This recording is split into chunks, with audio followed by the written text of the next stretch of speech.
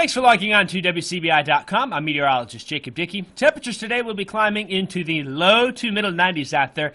There will be the chance for an isolated shower. Look for south winds between 3 and 8 miles an hour. And very much a summer-like day. Here's those highs across the region. 94 in Tupelo and in Amory, 93 in Pontotoc and in Houston, Calhoun City at 92. There will be the chance for a stray shower, though I think many of us remain dry. We'll be warm at 95 in Columbus, 94 in Starkville and in West Point, Louisville at 93, Macon at 96, and West Alabama, no exception for the heat from us. Temperatures climbing into the low to middle 90s there, too. 96 in Soldier and Vernon, 97 in Reform.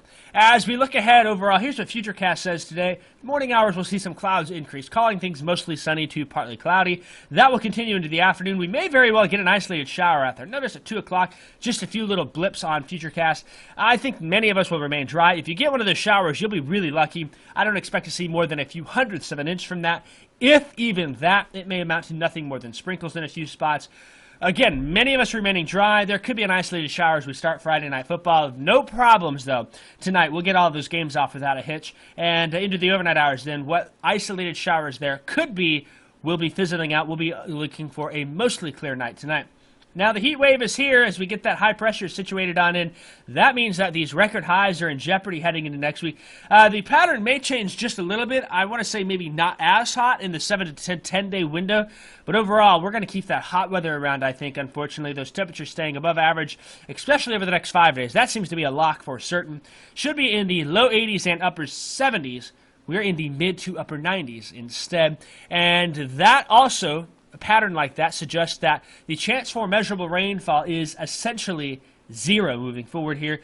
Could be some isolated showers that reappear in the extended outlook, but I'm not holding my breath. A pattern like this just signals hot and dry, and that's not good given the drought conditions that we're facing across parts of our region. Abnormally dry conditions from the latest drought monitor outlook issued yesterday are across for essentially all of our WCBI viewing area. No moderate drought conditions yet, but we are surrounded by that. If we don't get any rain in the next week or two, that will likely move into our region. Here's what the tropics look like. Sometimes this time of year we get a little help from the tropics, and I just don't think that's the case. There's 2 named storms that are out there right now, and that's about it so far, not monitoring anything else.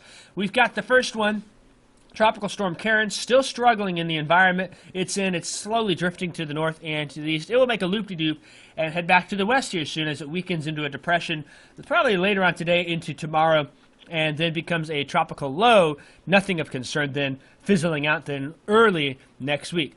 Then a monster storm, Hurricane Lorenzo, a strong Category 4, could reach Category 5 status. That's not out of the question at this point. The good news about Lorenzo, it is well out at sea and lifting off to the north and will remain a major hurricane likely through the weekend, so we're not concerned about that.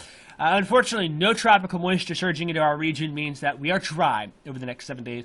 Temperatures remaining in the mid to upper 90s out there. I continue to think that next week, when we hit the month of October on Tuesday, we will likely see some record highs and potentially all-time record highs fall across the area.